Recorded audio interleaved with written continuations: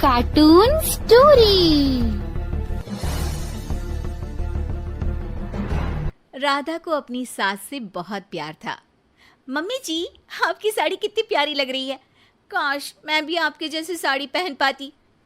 अरे बेटा, हमारे जमाने में तो साड़ी ही चलती थी। तू क्या करेगी साड़ी पहनकर? दिन भर भागा दौड़ी करती है। साड़ी कंफर्टेबल नहीं फील कराएगी।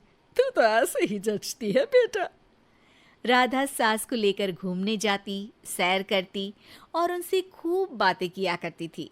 एक दिन, अरे राधा और माँ सुनो, अब हम लोगों को बम्बई चलना पड़ेगा। मेरी नई नौकरी वहीं लगी है। अरे वाह माँ, कितना मजा आएगा ना। अरे नहीं नहीं, मैं नहीं जाऊंगी। बड़ा शहर, बड़े लोग, मेरा दिल नहीं लगेगा।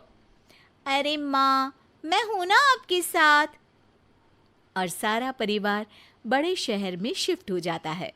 एक दिन, राधा, तू भी अब नौकरी में जाने लगी है। मैं तो बोर हो जाती हूँ। सोच रही हूँ आसपास की औरतों से दोस्ती कर लूँ।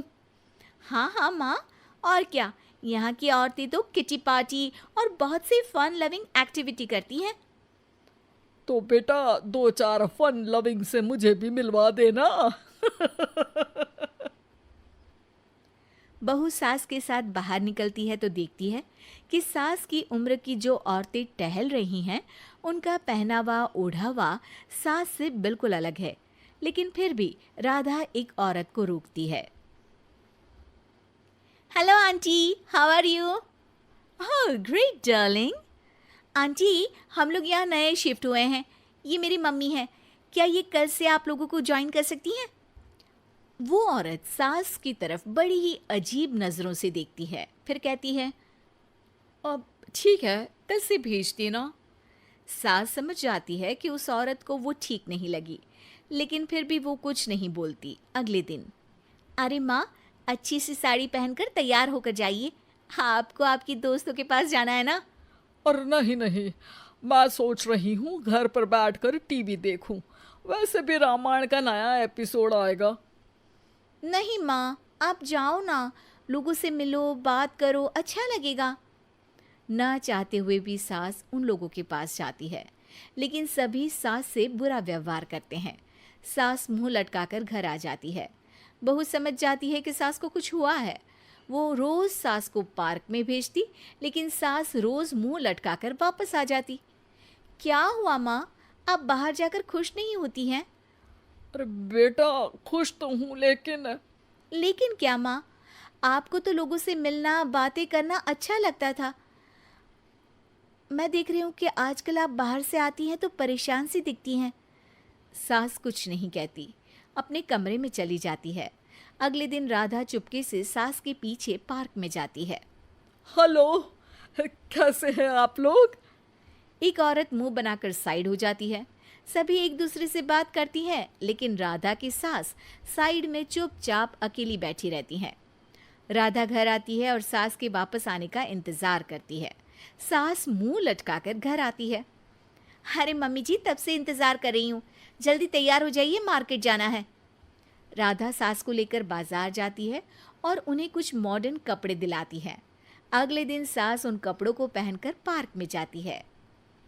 Oh my God, you are looking gorgeous. Beautiful top. कहाँ से लिया? हे, मेरे घर में कल किटी है, तुम जरूर आना।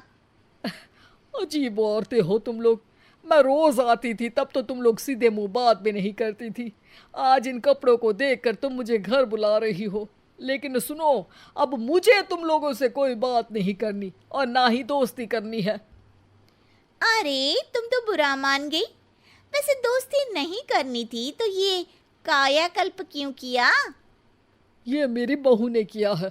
मैं यहाँ सिर्फ ये देखने के लिए आई थी कि तुमको मुझसे समस्या है या मेरे कपड़ों से। कपड़े तो बदले जा सकते हैं।